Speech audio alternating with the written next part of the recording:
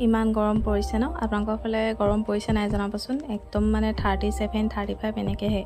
আৰু গৰমতেতো নিজৰ কাম কৰিবই লাগিব, সেইটো কাৰণে কৰি আছোঁ। আৰু মাজে মাজে আমাৰ আইদেউ আছেই নহয়, এইফালে বৰশীয়া মোৰ সূতা চিঙা আছিলে, সেয়া মানে ডাং এডালত বান্ধি দিছে, সেয়া বৰশী বাবলৈ যায়, পানী বটল লৈ গৈছে। যিহে ৰ'দ দিছে, সূৰ্য দেৱতা একদম মানে খাওঁ খাওঁকৈ ওলাইছে, দেখিছেই নহয়। এয়া দুপৰীয়া, আজি মানে 37 উঠি গৈছে আমাৰ এইফালে। আৰু আমাৰ আইতাই গৰুজনী মানে কিবা চিকৰা আছিলে নি এৱাই দিছিলে, আৰু আমাৰ বেটীয়ে গৈ পিনি কথা পাতি আছে।